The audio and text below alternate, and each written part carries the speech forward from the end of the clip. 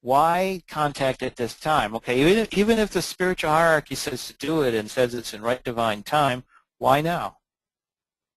Why first contact now? First of all, divine right time. Heaven has chosen this moment for your ascension to full consciousness. The great tree of life that is on earth right now is being enlightened by the divine, which is now saying to all of us and to this magnificent planet, it is time to return to who you really are. All beings return to full consciousness, and that's where we're all headed. Oops. 2, this reality is to be transformed. Mother Earth needs, as I've said in many other webinars, and I'm reiterating it here because it's an important point.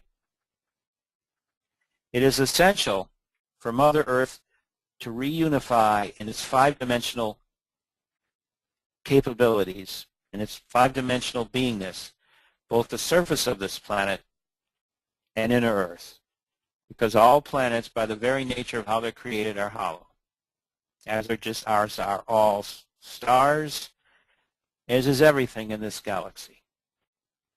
This is a basic rule of physicality. It's a basic spiritual aspect. We aren't solid either. When we move up to being fully light beings, we will see exactly how light forms operate. So heaven has decreed that Gaia and the entire solar system be returned to full consciousness, that it then be able to express its light forms openly and not keep them sequestered as it needs to be for the surface of our planet. The appearance of us being a solid world is created only because we need that as being limited conscious 3D realities.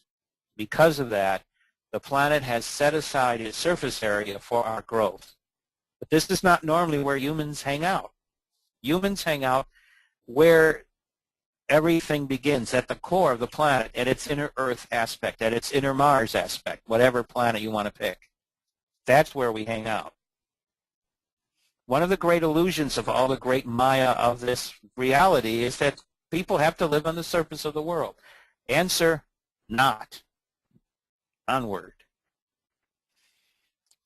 The Galactic Federation is to be your mentor. These mentors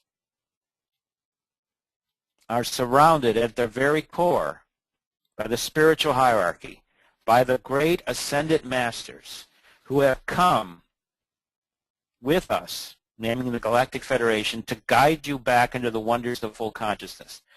This is a process. Just as there are rituals and initiations to create and manifest things, so there are special ways in which physicality and spirituality, these two basic realms, come together. We are transforming our physicality and bringing in more spiritual essence. So we now need to change the rules of how we are created, how we are, what we're about. That needs special guidance.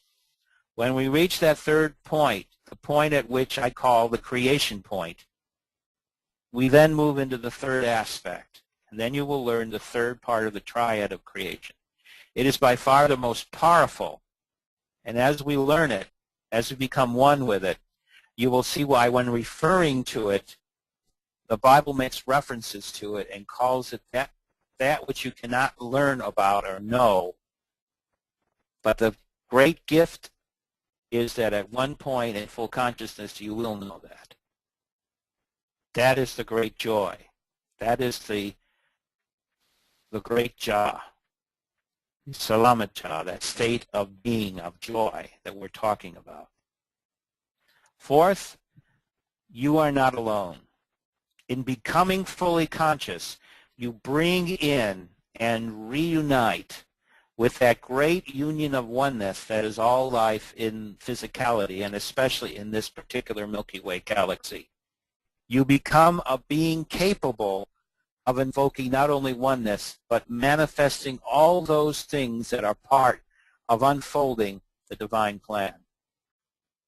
So where does first contact stand?